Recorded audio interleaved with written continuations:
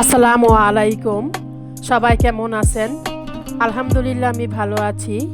Abiha cooking হাউসের পক্ষ থেকে সবাইকে স্বাগতম। আজকে বানাবো গাজরের পরোটা। গাজর দিয়ে অনেক ধরনের রেসিপি খেয়েছেন, একবার গাজর দিয়ে এরকম পরোটা বানিয়ে খেয়ে দেখুন।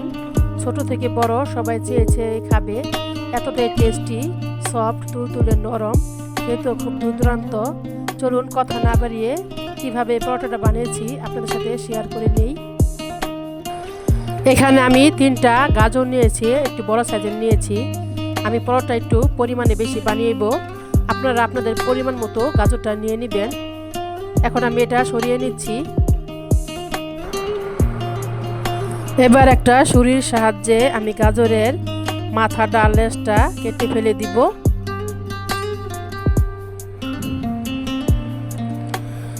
এখন একটা প্লেয়ার দ্বারা আমি গাজরটা ভালোভাবে খোসা ছাড়িয়ে পরিষ্কার করে নিব।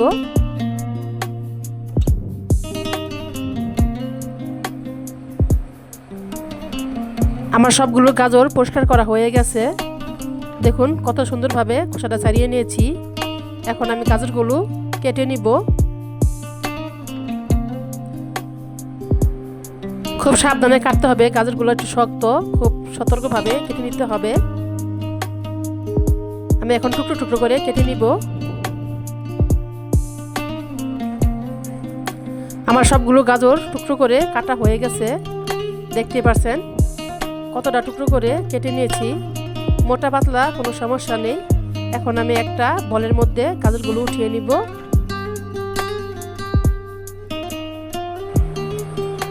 গাজরগুলো আমার উঠানো হয়ে গেছে। গাজরগুলো ধুয়ে আমি এখন রান্নাঘরে চলে যাচ্ছি। এখানে আমি চুলাটা জ্বালিয়ে প্যান বসিয়ে গরম পানির জন্য বসিয়ে দিয়েছি। আমি এখন গাজরগুলো ধুয়ে পানির মধ্যে গাজরগুলো দিয়ে দিচ্ছি।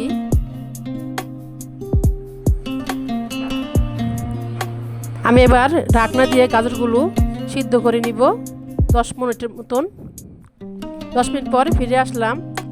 আমি একটা কাঁটা চামচের সাহায্যে গাজরগুলো চেক করে নিব কতটুকু সিদ্ধ হয়েছে। আমার মনে হচ্ছে গাজরগুলো ঠিকঠাক মতো সিদ্ধ হয়ে গেছে, দেখতেই পাচ্ছেন। এখন আমি গাজরগুলো একটা বাটিতে উঠিয়ে নিব।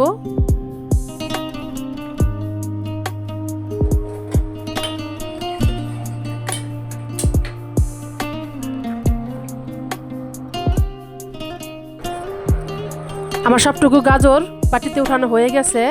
এটা আমি হালকা ঠান্ডা করে নিয়েছি। হালকা ঠান্ডা অবস্থায় আমি এখন চামচ দিয়ে গাজরগুলো মেশ করে নিব, খুব ভালোভাবে মেশ করে নিব। আপনারা চাইলে এই গাজরগুলো ব্লেন্ডারেও ব্লেন্ড করে নিতে পারবেন।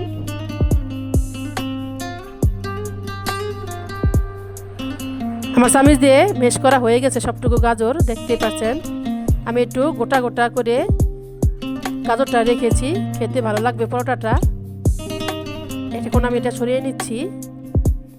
আমি এখানে একটা প্লেট নিয়েছি, এর মধ্যে দিয়ে দিব 2 কাপ পরিমাণ আটা। আপনার আটার পরিবর্তে ময়দা ব্যবহার করতে পারবেন।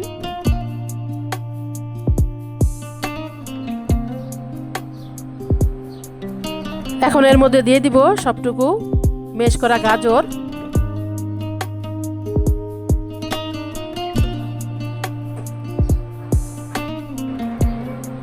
এখন এর মধ্যে দিয়ে দিব স্বাদ অনুযায়ী লবণ। এবার দিয়ে দিব 2 চামচ পরিমাণ গুঁড়ো দুধ।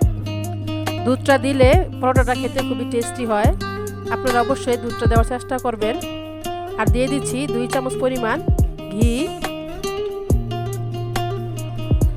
এবার দিয়ে দিব সুন্দর একটা ফ্লেভারের জন্য মৌরি।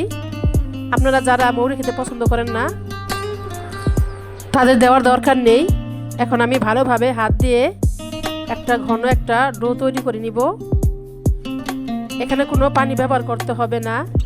গাজরটা সিদ্ধ করা ভিজা ভিজা ভাব, তাতে সুন্দরভাবে একটা ডো তৈরি হয়ে যাবে।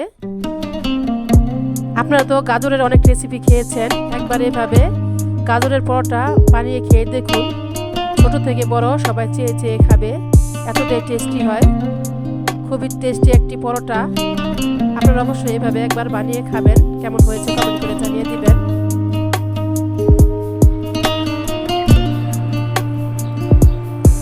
আমার রেডি হয়ে গেল সফট একটা সুন্দর একটা ডো। দেখতে পাচ্ছেন কতটা সফট হয়েছে।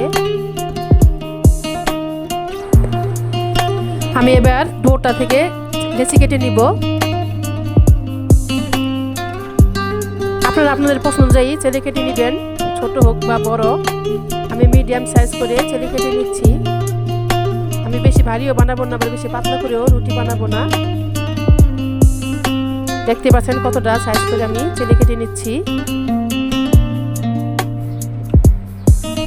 আমার সবগুলো লেচি কাটা হয়ে গেছে।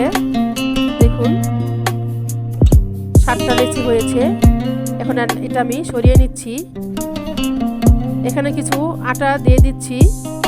আমি একটা চেলে নিয়ে একটু হালকা মথা দিয়ে নিব, তারপরে একটা রুটি বানিয়ে নিব। যেভাবে আমরা রুটি বাসায় বানিয়ে খাই ঠিক সেরকমভাবে আমি একটা রুটি বানাবো। বেশি পাতলাও হবে না, বেশি ভারীও হবে না।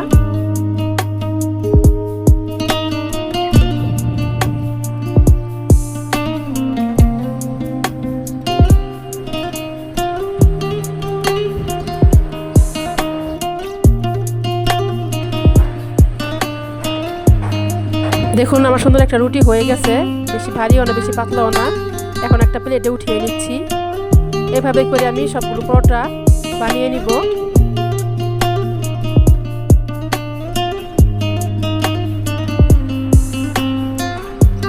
আমার সবগুলো পরোটা বানানো রেডি হয়ে গেছে। দেখুন এবার আমি এগুলা ভেজে নিব। আমি চুলায় প্যান বসিয়ে দিয়েছি। প্যানটা গরম হলে আমি এর মধ্যে একটা পরোটা দিয়ে দিচ্ছি। আমি এপিট উপিট ভালোভাবে একটু হালকাভাবে ভেজে নিব, সাথে সাথে তেলটা দিব না। দেখুন হালকা একটু আমার ভাজা হয়ে গেছে।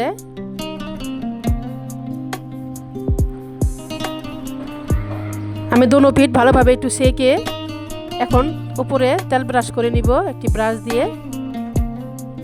আপনারা চাইলে এটা ডুবা তুলো ভেজে নিতে পারবেন। দেখুন কিভাবে আমি ব্রাশ করে নিচ্ছি হালকা তেল দিয়ে।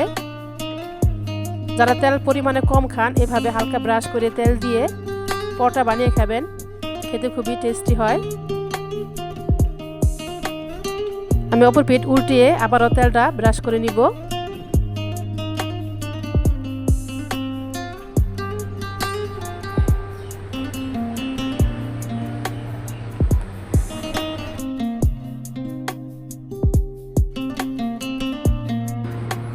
এবার আমি ভালোভাবে চেপে চেপে পরোটাটা ভেজে নিব। আমার আজকের পরোটা বানানোটা কেমন হয়েছে অবশ্যই কমেন্ট করে জানিয়ে দিবেন। এভাবে আপনারা পরোটা বানিয়ে খাবেন, খুবই সুস্বাদু একটি পরোটা, স্বাস্থ্যকর একটি পরোটা। যারা গাজর খেতে পছন্দ করেন না এভাবে পরোটা বানিয়ে খাবেন, খেতে খুবই টেস্টি হয়। অনেক রকমভাবে তো গাজরের রেসিপি খেয়েছেন, একবার এভাবে বানিয়ে খেয়ে দেখুন, খুবই দুর্দান্ত হবে। ছোট থেকে বড় সবাই চেয়ে চেয়ে খাবে, এতটাই টেস্টি হয়। আমার পরোটা ভাজা হয়ে গেছে, দেখতে পাচ্ছেন কত সুন্দর একটা কালার এসেছে। আমার রেডি হয়ে গেল পরোটা ভাজা। এখন আমি এটাকে নামিয়ে নিব। এভাবে করে আমি সবগুলো পরোটা ভেজে নিব। আমার সবগুলো পরোটা ভাজা হয়ে গেছে, দেখতে পাচ্ছেন কতটা লোভনীয় লাগছে, কত সুন্দর একটা কালার এসেছে। আমার আজকের পরোটা বানানোর রেসিপিটা কেমন হয়েছে অবশ্যই কমেন্ট করে জানিয়ে দিবেন, আর বেশি বেশি বন্ধুর সাথে শেয়ার করে নেবেন। আমি একটা পরোটা দেখিয়ে দিচ্ছি কতটা সফট নরম হয়েছে। দেখুন কতটা সফট হয়েছে, খুবই টেস্টি এই পরোটা। আমার পরোটা বানানোর রেসিপিটা যদি ভালো লেগে থাকে তাহলে একটা লাইক একটা সাবস্ক্রাইব দিয়ে পাশে থাকবেন। আপনারা সবাই ভালো থাকবেন। আসসালামু আলাইকুম।